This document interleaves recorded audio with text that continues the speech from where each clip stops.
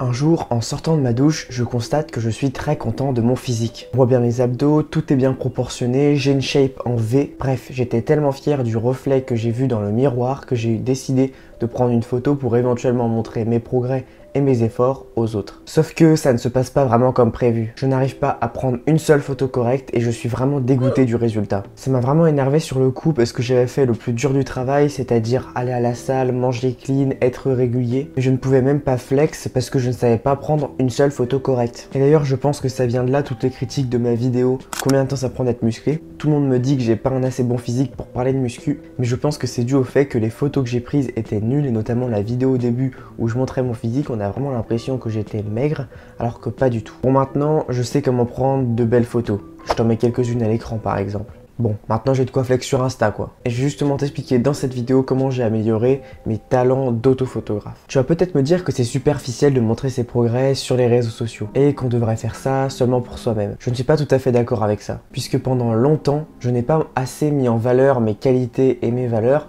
Et quand tu les mets pas en valeur, c'est comme si tu les avais pas. Tous les bénéfices de se créer un beau physique vont s'évaporer si tu ne le montres pas. Par exemple, un gros avantage d'avoir un beau physique, c'est d'avoir le respect des hommes. Et sauf que si ils ne savent pas que tu as construit un physique, forcément, tu vas quand même pas l'avoir le respect. Bon, bien sûr, le respect des hommes, mais aussi l'attraction des femmes. Pareil, si elles ne voient pas ton physique, elles ne peuvent pas être attirées par toi. Bon, bien sûr, ces hommes et ces femmes vont bien finir par remarquer ton physique, mais tu saisis l'idée. Je pense que tu ne devrais pas avoir honte de montrer tes progrès et ton physique et n'écoute pas les gens qui vont te tirer vers le bas juste parce qu'ils sont jaloux et qui n'ont pas la confiance de se montrer autant sur les réseaux parce que eux, ils n'ont pas un bon physique. Parce que la plupart des gens qui vont te critiquer, qui vont te dire que c'est gênant, que tu ne devrais pas faire ça, que c'est narcissique, en général, c'est les gens qui ont le plus envie et qui sont le plus jaloux de ton physique. C'est une stratégie un peu vicieuse, mais ces gens-là, vu qu'ils n'arrivent pas à être à ton niveau, le seul moyen qu'ils ont trouvé pour niveler les inégalités, c'est te rabaisser vers le bas plutôt que s'améliorer.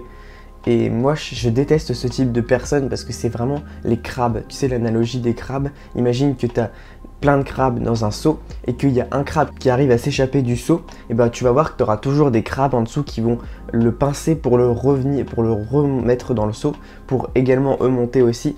Et ben c'est exactement le cas aussi dans la vraie vie. Tu as des personnes qui vont tirer vers le bas parce qu'ils ne veulent pas te voir réussir et ils préfèrent que tu restes dans la merde avec eux. Enfin bref, tout ça pour dire que ça vaut le coup de savoir prendre des belles photos et c'est justement ce qu'on va voir dans cette vidéo. Mais juste avant de commencer, laisse-moi me présenter. Moi c'est Malo, t'es sur la chaîne MaloDK et à partir des prochaines vidéos, il y aura une mise à jour sur cette chaîne. On va passer sur MaloDK 2.0, tu l'as peut-être vu avec la photo de profil et la nouvelle bannière, où maintenant je vais parler toujours de développement personnel, mais aussi de muscu et d'échecs, puisque j'aime beaucoup les échecs et ça fait longtemps que j'ai envie d'en parler sur cette chaîne, donc on va mixer ces trois domaines et on va essayer de les mettre tous ensemble.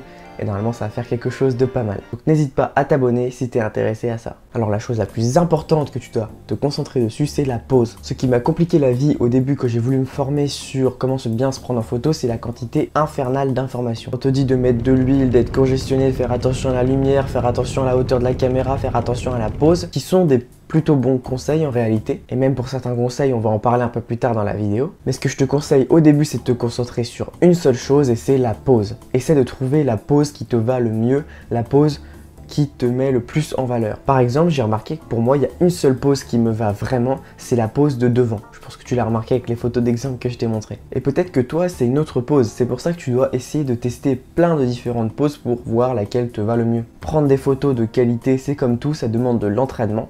Et tu vas devoir peut-être passer plusieurs minutes, plusieurs dizaines de minutes, faire des photos ratées des dizaines de fois avant de vraiment trouver comment on fait et quelle pose faire qui rend le mieux sur toi. Donc ça c'était le plus important, la pose. Et maintenant voyons quelques paramètres dont tu peux jouer qui sont simples à changer et qui peuvent vraiment améliorer ta photo. Alors tout d'abord la lumière, il faut qu'elle soit assez forte ou alors qu'elle fasse des jolies ombres. Sur cette photo par exemple, il y a beaucoup d'ombre, ce qui fait vachement ressortir mes muscles. Mais sur cette photo, il n'y a pas d'ombre mais il y a beaucoup de luminosité, donc ça rend quand même plutôt pas mal. Alors du coup tu peux me demander comment avoir une bonne lumière. Alors si tu veux l'effet plus lumineux, et bah tu peux te mettre juste devant une fenêtre et ça fera très bien l'affaire.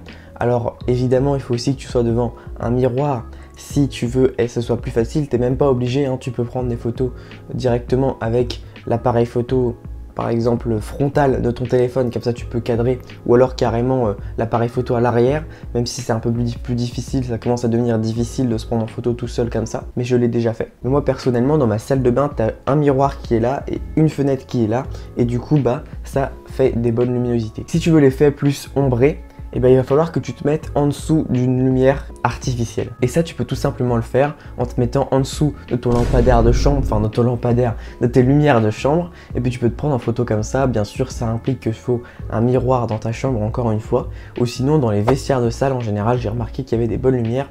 Moi, toutes les photos où c'est un peu ombré comme ça, c'est fait dans les vestiaires de la salle. Et puis en plus, ça me permet d'appliquer le troisième principe qui est fais ta photo après une séance.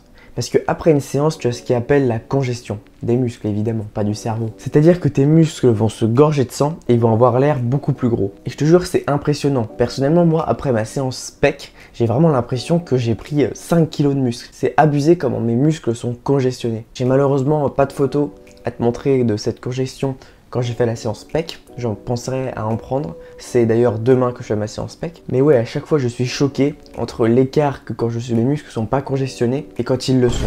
C'est vraiment abusé. T'as l'impression que c'est un autre physique et qu'il y a plusieurs semaines, plusieurs mois d'écart de travail. Donc normalement, si tu suis ces 3 conseils, si tu trouves une bonne pose, si tu as une bonne lumière et que tes muscles sont congestionnés, tu pourras prendre des meilleures photos et donc enfin flex sur Insta et montrer tes réels progrès et ne pas juste foirer ta photo comme moi avant et faire penser aux gens que tu as un mauvais physique alors que tu es juste mauvais photographe. J'étais extrêmement nul en termes de prendre des photos et là je trouve que je suis arrivé à un plutôt bon niveau où je peux faire des photos qui rendent bien.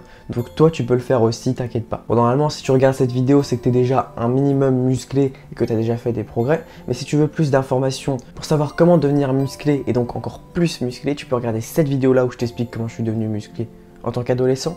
Tu peux également me suivre sur mon Instagram @malo_DKNL. Et n'oublie pas que le plus important ce n'est pas de tout faire tout bien tous les jours, mais c'est de tenir sur le long terme. Ciao!